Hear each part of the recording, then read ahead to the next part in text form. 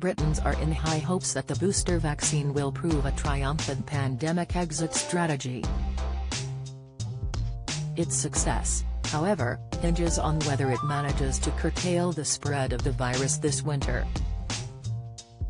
As third shots of the Moderna and Pfizer vaccine begin making their way into arms, side effects produced by both vaccines are becoming clearer.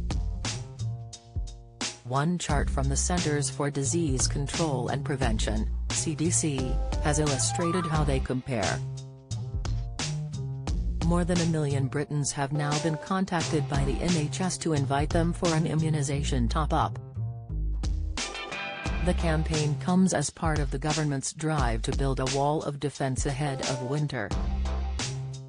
In the UK, mRNA vaccines such as Pfizer and Moderna have been included in the booster dose drive.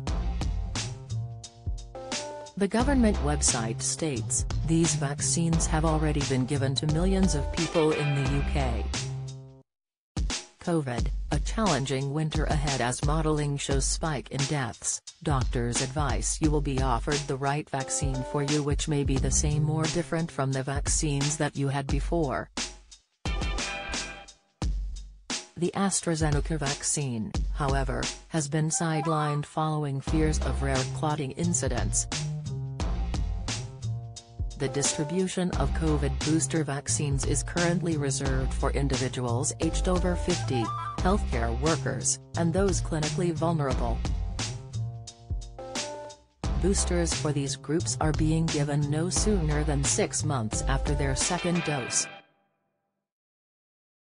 Don't miss, Dawn French, life-changing surgery after health scare. Latest, diabetes type 2, the 29p drink that significantly lowers blood sugar, tips high cholesterol, 5 signs in your legs you must address. Insight, new data released by the Centers for Disease Control and Prevention, shows that overall, the Moderna vaccine produces the strongest side effects. Conversely, the graphs suggest the Johnson & Johnson booster jab yields the fewest side effects, with only 1/4 of recipients reporting pain at the site of infection, compared to 81% of those who got the Moderna booster. Fatigue was the second most common side effect, affecting 61% of those who got the Moderna vaccine, and 51% of those who got the Pfizer booster. Headaches and muscle aches were the third most prevalent side effects among those who received the Moderna booster, both affecting 50% of respondents. Among those who received the Pfizer booster, headaches were the third most common side effect, 38%, followed shortly by muscle aches, 36%.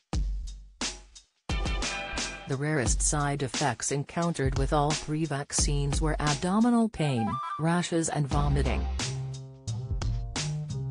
Separate figures released by the CDC show fatigue is more common with a booster shot of Pfizer and Moderna, compared to the second dose of each. These findings, however, may vary across different age groups. The data collated for the 2 mRNA vaccines were based on a clinical trial of 12,000 people. The mRNA technology behind the Moderna and Pfizer jab works by introducing instructions into genetic material, called mRNA, to make the spike protein of the coronavirus. This elicits an immune response by activating pathways that offer protection, should the virus be encountered. When the mRNA protein degrades, the cells stop producing the spike protein, weakening immune defenses.